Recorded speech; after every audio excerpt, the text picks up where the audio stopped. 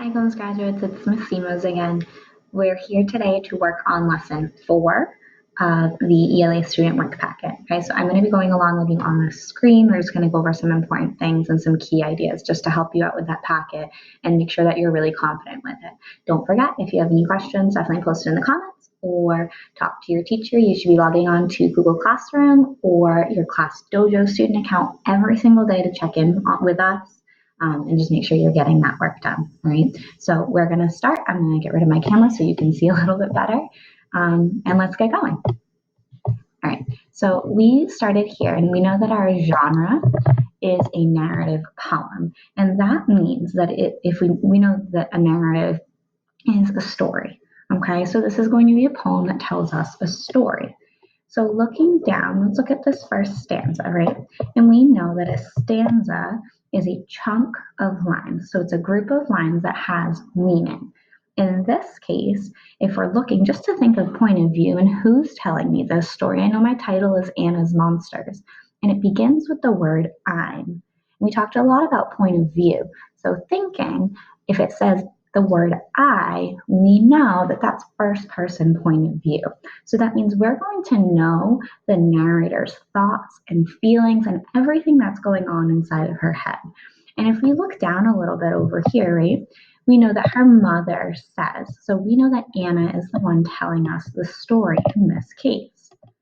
So as we continue on, we're going to be reading through. And this is a poem that has different types of figurative language within it. So we know that there are similes possibly, or metaphors, or idioms, or exaggeration. So we need to be keeping an eye out for those, okay? So let's look down more. So if we were reading on, we would look at our last two stanzas. All right. And then we get to the questions. So the first question talks about that first stanza. That means that we would need to go back to the first stanza and look for this sentence. It says the monsters are all in your head.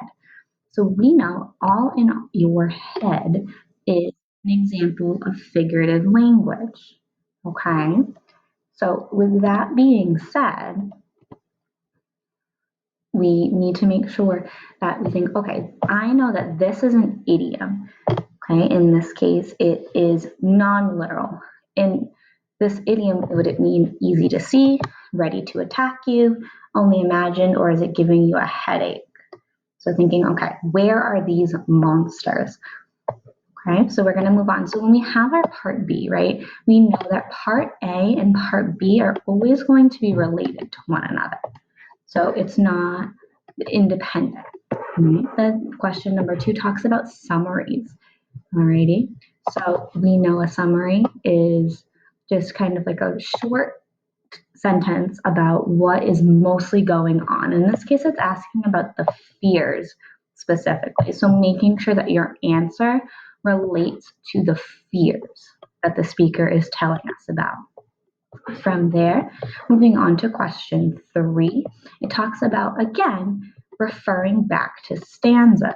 So we have stanzas 2 and 3, right? And it's asking how they're important to theme. Now, we've been doing a lot of work with theme. We know that theme is what the author is trying to tell us.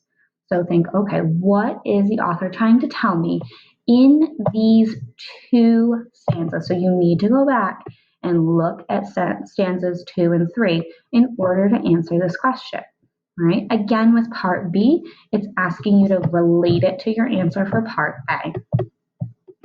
Question number 4, again, talking about which line summarizes the theme of the poem. So thinking about, okay, what is your theme here? And how am I going to summarize that in a line from the poem? The last part of today's packet is this new story. It's called Summer Night. Okay, and if you look at the genre, it's a poem again, but it's a little bit different poem. It's a lyric poem, so it's not going to be set up in stanzas like you would normally see with the spaces in between, but still, it is read like a poem. And all you need to do here is you need to think about the theme of the poem in this reading. Okay, so it's asking you what is the theme, And it's saying to use details from the poem to support your answer. So that means you need to go back into the poem and think, okay, I think the theme is being scared, or I think the theme is learning a lesson. And from there, you say, okay, what details are going to support my answer? So using phrases such as in the text it says, or one example of theme in the text is, or one detail that supports my answer is. So there's a bunch that you can pull from. I'll put some on the side for you to work with, okay? So this is what you're going to be doing for that last one, okay? And this is the last page that we're doing for today. And just take a look at this bottom one, and this can be like a sentence or two.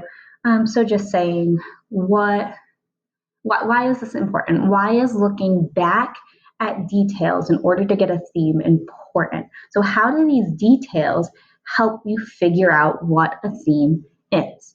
So again, 2, maybe 3 sentences for this answer.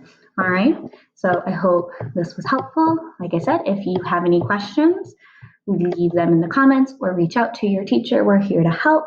And that's it. All right, bye guys, see you soon.